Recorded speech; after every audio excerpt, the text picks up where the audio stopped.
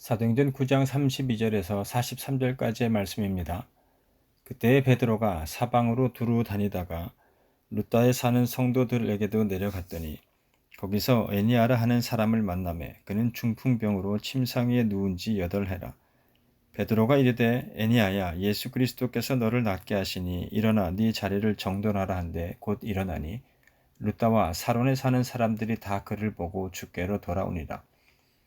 요바에 다비다라 하는 여제자가 있었으니 그 이름을 번역하면 도르가라. 선행과 구제하는 일이 심히 많더니 그때 병들어 죽음에 시체를 씻어 다락에 누이니라.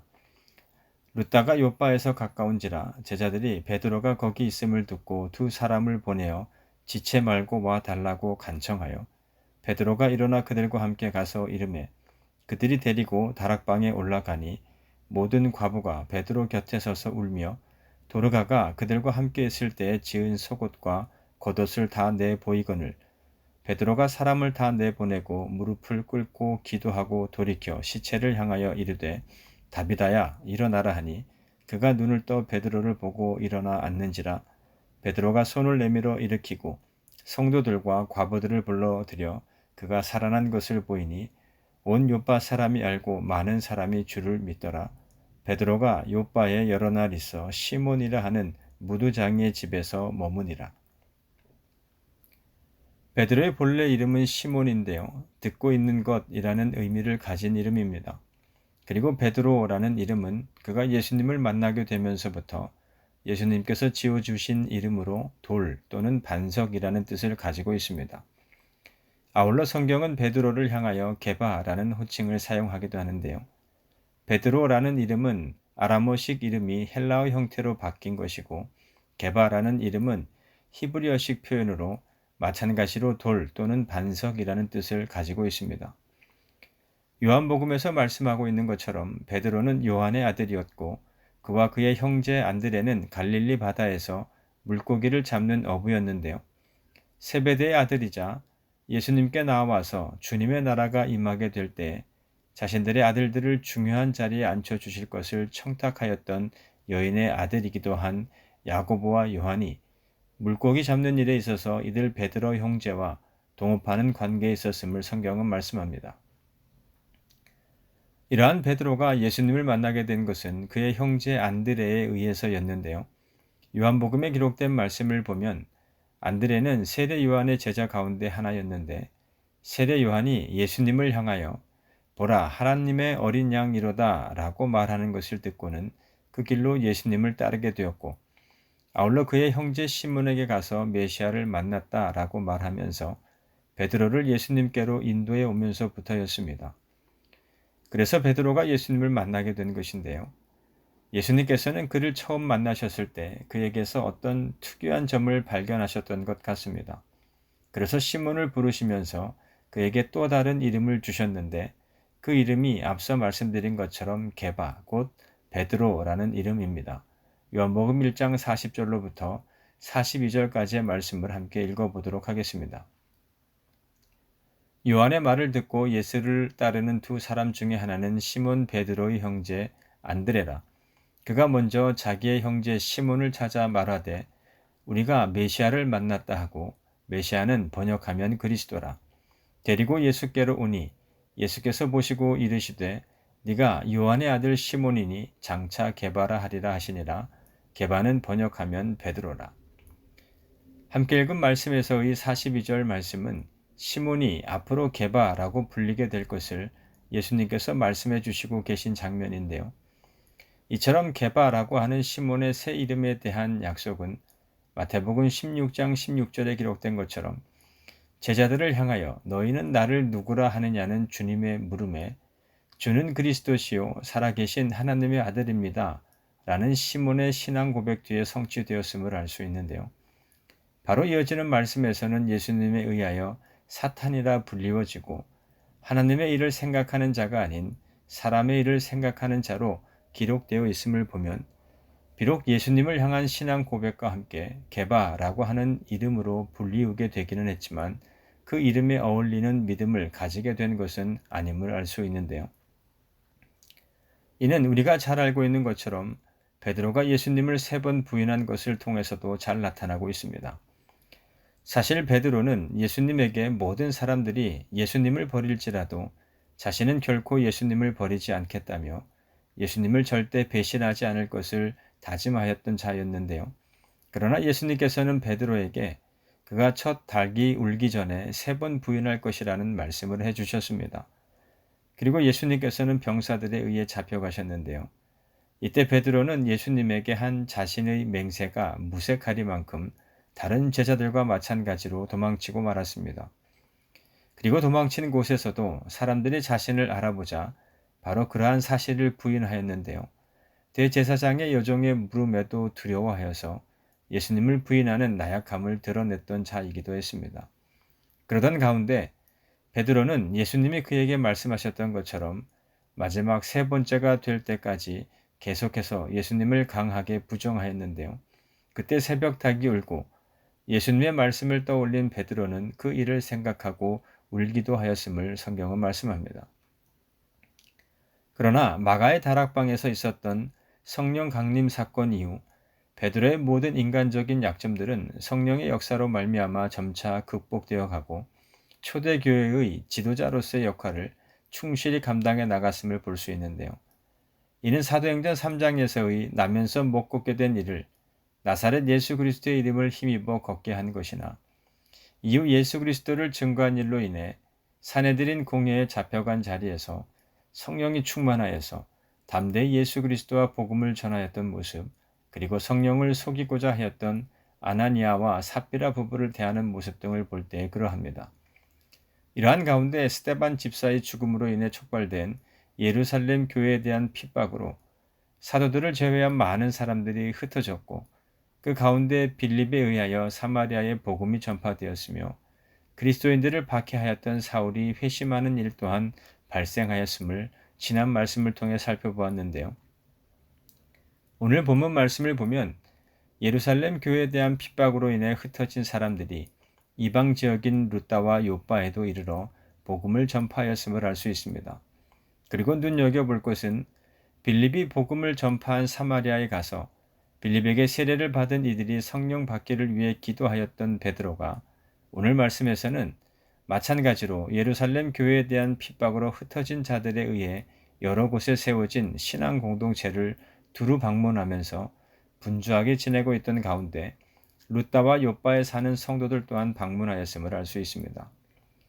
교회에 대한 박해가 있기 전까지는 예루살렘에 남아있는 것이 사도의 역할이라고 생각했다면 이제는 예수님께서 승천하시기 전 제자들에게 말씀하셨던 것처럼 모든 민족을 제자로 삼아 아버지와 아들과 성령의 이름으로 세례를 베풀고 주님께서 분부한 모든 것을 가르쳐 지키는 것으로서의 새로운 사명을 깨닫고 감당하고 있음을 보게 되는데요. 이방인을 위하여 사울을 택하신 하나님께서 베드로를 통해서도 이방인 선교에 대한 뜻을 이루어가고 계심을 볼 수 있습니다. 루다라고 하는 지역은 예루살렘에서 북서쪽으로 약 40km 떨어진 곳으로 알려져 있는데요. 가나안 땅 서쪽 해변 지역에 속한 지역으로 유대인과 이방인이 혼재하는 곳이었는데요. 여기서 베드로는 8년 된 중풍병자 에니야를 만나게 됩니다. 이때 베드로는 그녀에게 예수 그리스도께서 너를 낫게 하시니 일어나 네 자리를 정돈할 것을 선포하였는데요. 이는 누가복음 5장에 기록된 것처럼 예수님께서 4명의 친구에 의해 들려온 중풍병자를 향하여 일어나 네 침상을 가지고 집으로 가라 라고 말씀하신 사건을 떠올리게 합니다. 즉 예수님을 통해 역사하셨던 하나님의 능력이 이제 베드로를 통해서도 동일하게 나타나고 있음을 의미하는데요. 이와 같은 현상에 대해 성경은 다음과 같이 그 이유를 설명하고 있습니다. 요한복음 14장 12절로부터 14절까지의 말씀입니다. 내가 진실로 진실로 너희에게 이르노니 나를 믿는 자는 내가 하는 일을 그도 할 것이요 또한 그보다 큰 일도 하리니 이는 내가 아버지께로 감이라. 너희가 내 이름으로 무엇을 구하든지 내가 행하리니 이는 아버지로 하여금 아들로 말미암아 영광을 받으시게 하려 함이라. 내 이름으로 무엇이든지 내게 구하면 내가 행하리라. 함께 읽은 말씀에서 우리가 오해하지 말아야 할 것은 우리가 기대하는 기도 응답이라는 것이 사람의 사욕을 채우는 것에 그 초점이 맞추어져서는 안 된다는 사실입니다. 즉, 내 이름으로 무엇을 구하든지 내가 행하시겠다는 예수님의 말씀은 우리가 기도할 때 세상 모든 권세를 가지신 예수님의 권위를 의지하여 기도하여야 함을 의미하는데요. 그의 계명을 지키며 그의 뜻대로 기도하여야 한다는 뜻입니다. 다시 말해서 내 욕심이나 인간적인 바램을 채우기 위한 목적으로서가 아닌 하나님의 거룩하신 뜻을 이루기 위한 목적과 함께 하나님께서 모든 영광을 받으시도록 기도한다면 주님께서 그러한 우리의 기도에 응답해 주시겠다는 것인데요.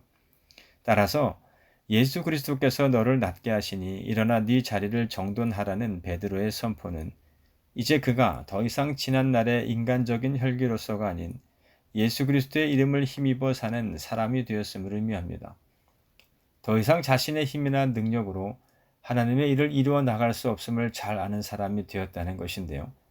이처럼 예수님의 이름으로 이루어진 치유의 기적으로 인해 루다와 사론에 사는 많은 사람들이 그리스도인으로 개종될 수 있었음을 성경은 말씀합니다.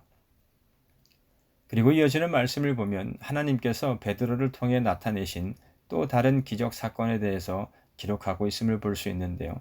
36절과 37절을 다시 한번 읽어보도록 하겠습니다. 요바에 다비다라 하는 여제자가 있으니 그 이름을 번역하면 도르가라. 선행과 구제하는 일이 심히 많더니 그때에 병들어 죽음에 시체를 씻어 다락에 누이니라. 요바라는 곳은 루다에서 대략 17km 떨어진 곳에 위치한 해변 도시로 당시에는 수리아의 통치하에 있었던 것으로 알려져 있는데요. 이곳에는 다비다라 이름하는 여제자가 살고 있었음을 성경은 말씀합니다. 물론 성경에는 이 여인이 어떻게 그리스도인이 되었는지에 대해서는 기록하고 있지는 않지만 다만 기록된 말씀을 보면 이 다비다라고 하는 여제자가 선행과 구제하는 일에 앞장섰던 사람이었다는 사실에 주목하고 있음을 알 수 있는데요. 사도행전 말씀을 기록한 누가가 이 부분을 의도적으로 부각시키고 있는 것은 누가 자신이 주님을 믿고 따르는 개인과 교회의 삶은 가난하고 소외된 자들에게 관심을 보이는 삶이어야 함을 강조하는 자였기 때문이라 할 수 있을 것입니다. 이는 누가복음에만 기록된 여러 이야기들을 통해 잘 나타나고 있는데요. 누가복음 12장에서의 어리석은 부자의 비유에 관한 말씀이라든지 또는 누가복음 16장에서의 부자와 거지 나사로의 비유에 대한 말씀이 그러합니다. 뿐만 아니라 사개오에 대한 기록을 통해서도 가난하고 소외된 자들에 대한 누가의 남다른 관심을 느낄 수 있는데요. 이와 같은 누가의 관심은 구약에 기록된 말씀에서 고아와 과부와 나그네로 대표되는 가난하고 소외된 자들에 대한 하나님의 관심과 그 맥을 같이 하고 있음을 알 수 있습니다. 즉 이들에게 실질적인 도움을 주어서 정의를 실천하는 삶이 곧 그리스도인들의 참된 삶이 되어야 한다는 것이 누가가 강조하고 있는 것인데요. 이러한 맥락에서 볼 때 누가가 선행과 구제하는 일에 앞장섰던 사람으로서 다비다를 소개하고 있다는 것은 그녀가 참된 그리스도인의 삶을 살았던 사람이었지만 이제 안타까운 죽음을 맞이하였음을 말하고 있는 것입니다. 참으로 아깝다는 것이죠. 좀 더 살아서 그 선행과 구제하는 일로 더 많은 사람들을 섬겼으면 좋았을 텐데 라고 하는 누가의 깊은 아쉬움이 담긴 표현이라 할 수 있는데요. 한편 다비다의 주변 사람들은 병들어 죽은 그녀의 시체를 씻어서 다락에 누였음을 성경은 말씀합니다. 이는 사람이 죽으면 행하는 정결례로서 장례를 치르기 위한 준비가 끝났다는 것을 의미하기도 하지만 요한복음 11장에서의 마르다가 죽은 나사로를 두고 죽은 지가 나흘이 되었음에 벌써 냄새가 나나이다 라고 말한 것과 마찬가지로 다비다가 죽은 것이 틀림없음을 말하고 있음을 보게 됩니다. 이러한 가운데 베드로가 루다에서 중풍병으로 8년을 앓고 있던 애니아를 기적적으로 고쳐주었다는 것과 그가 아직 루다에 머물고 있다는 소식을 접하게 된 요바에 있던 성도들은 자신들 가운데 두 사람을 보내서 베드로가 속히 와줄 것을 간청했는데요. 어떠한 목적으로 와줄 것을 간청하였는지에 대해서 성경이 자세히 말씀하고 있지는 않지만 베드로에게서 어떤 기적을 기대하였음을 짐작해 보게 됩니다. 이에 베드로가 요바에 있는 다비다의 집에 도착하였을 때 사람들은 그를 다락방으로 데리고 올라갔는데요. 그러자 그곳에 있던 모든 과부들이 베드로 곁에 서서 울며 답에다가 그들과 함께 지낼 때에 만들어둔 속옷과 겉옷을 다 내보여 주었습니다. 그것들 모두는 과부들을 격려하고 가난한 자들을 위해서 지었던 속옷과 겉옷이었음을 짐작해 보게 되는데요. 이렇듯 베드로에게 그 옷들을 보여준 것은 아마도 베드로가 그녀의 착한 마음을 보고 기적을 베풀기를 기대했기 때문일 것입니다. 이때 베드로는 다비다의 죽음을 애도하는 이들을 다 방에서 내보내고 무릎을 꿇고 하나님께 기도했습니다. 그리고는 돌이켜 시체를 향하여 다비다야 일어나라 라고 명령했는데요. 이는 예수님께서 회당장 야이로의 딸을 살리실 때의 상황과 비슷합니다. 다만 틀린 것은 베드로의 경우에는 먼저 하나님께 기도하였다는 것인데 과연 이때 베드로는 하나님께 무엇을 기도하였을까라는 생각을 해보게 되는데요. 물론 성경은 베드로가 어떤 기도를 드렸는지에 대해서는 말씀하고 있지 않습니다. 그러나 예수님께서 회당장 야이로의 딸을 살리실 때 하셨던 말씀을 통해서 생각해 보면 짐작해 볼 수 있겠다는 생각인데요. 마가복음 5장 35절과 36절 말씀을 함께 읽어보도록 하겠습니다. 아직 예수께서 말씀하실 때 회당장의 집에서 사람들이 와서 회당장에게 이르되 당신의 딸이 죽었나이다. 어찌하여 선생을 더 괴롭게 하나이까? 예수께서 그 하는 말을 곁에서 들으시고 회당장에게 이르시되 두려워하지 말고 믿기만 하라 하시고. 함께 읽은 말씀은 예수님께서 12해 동안 혈루증을 앓던 여인의 치유 기적으로 인해 무리들과 함께 멈추어서 지체하는 사이에 회당장 야이로의 집으로부터 전갈이 왔습니다. 물론 야이로의 마음은 탈 대로 다 타버린 상태였을 텐데요. 그러한 애타는 상황 가운데 전해진 소식은 야이로의 딸이 죽었다는 것이었습니다. 그러자 사람들이 말했습니다. 더 이상 예수님을 괴롭게 할 필요가 없다는 것이죠. 설사 예수님께서 오신다 하더라도 더 이상 희망이 없음을 말하고 있는 것입니다. 즉 회당장 야이로의 딸의 죽음을 전한 사람들은 죽음이 모든 것의 끝이라고 생각했던 것입니다. 그렇다 보니 자연스럽게 예수님을 괴롭히지 말 것을 말하였던 것입니다. 더 이상 예수님을 귀찮게 하거나 마음에 부담을 주지 말라는 것인데요. 그러나 이때 예수님께서는 사람들의 말에 아랑곳하지 않으시고 다만 회당장에게 말씀하셨습니다. 두려워하지 말고 믿기만 하라는 것이었습니다. 이는 곧 딸이 죽었다는 소식에 마음 흔들리지 말고 지금껏 예수님을 향해 지니고 있었던 그 믿음, 그것을 계속해서 지니고 있으라는 말씀이었는데요.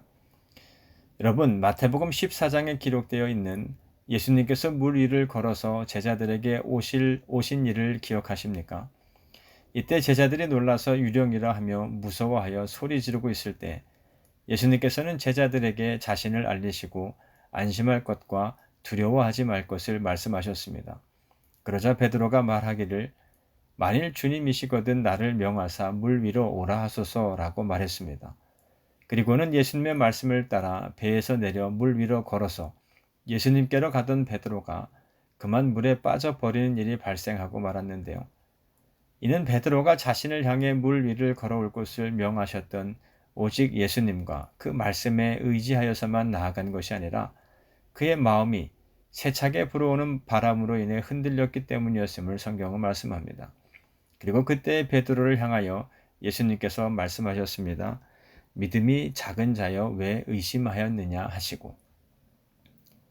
따라서 오늘 본문 말씀에서의 베드로가 이미 죽은 다비다를 향하여 다비다야 일어나라 라고 선포하기에 앞서 하나님께 먼저 기도하였던 것은 과연 이러한 상황으로 자신을 인도하여 오신 하나님의 뜻하심이 무엇인지를 묻고 확인하는 기도였음을 짐작해 보게 됩니다.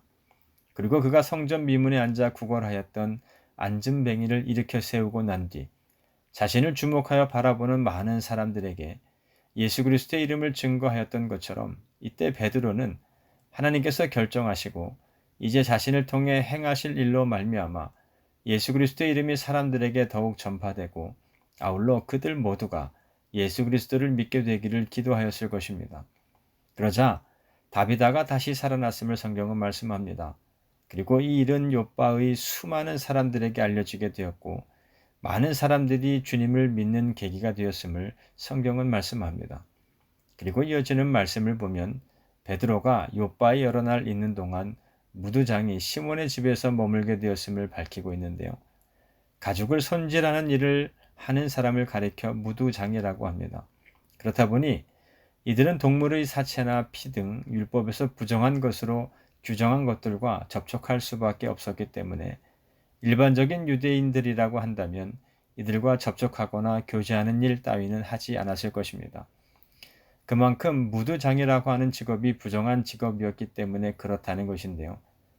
마치 예루살렘에서 여리고로 내려갔던 제사장과 레위인이 강도 만난 자를 보고 피하여 지나간 것이 비록 윤리적인 측면에서는 비난받을 수 있을지 몰라도 율법적으로는 오히려 올바른 선택으로 여겨지는 것과 마찬가지라는 의미입니다. 그렇다면 성경은 오늘 우리가 함께 살펴본 말씀에서와 같이 베드로가 이방 지역인 루다와 요바에서 행한 기적과 그리고 그가 무두장이 시몬의 집에 머물렀다는 사실을 왜 기록하고 있는 것일까요? 사실 오늘 우리가 살펴본 말씀을 통해 성경이 말하고자 하는 것은 베드로가 기적을 행하여서 누구를 고치고 살렸다는 것이 아닌 유대인들이 부정하게 여겨서 왕래하거나 교제하지 않았던 이방인들과 이방 지역에 드디어 복음이 전파되고 점점 더 확장되어 가고 있음을 나타내는 데에 있기 때문에 그렇습니다. 오늘 말씀에 등장하는 룻다와 사론 그리고 요바와 무두장이 시몬의 집은 사실 한 가지 공통점이 있습니다. 바로 이들에 대한 유대인들의 편견이 있었고 경계가 있었으며 차별이 있었다는 것입니다. 우리가 잘 알고 있는 것처럼 유대인들은 부정한 것을 철저하게 구분했습니다. 그리고 유대인과 이방인 사이에는 보이지는 않지만 너무나도 분명한 경계가 있었습니다. 문제는 이러한 것들이 복음이 전파되지 못하도록 가로막는 요인이었다는 것인데요. 그러나 제자들에게 성령이 임하시게 되고 성령 충만하게 되자 복음이 예루살렘으로부터 온 유대로 사마리아로 그리고 점점 더 땅 끝까지로 전파되고 있음을 성경은 주목하고 있는 것입니다.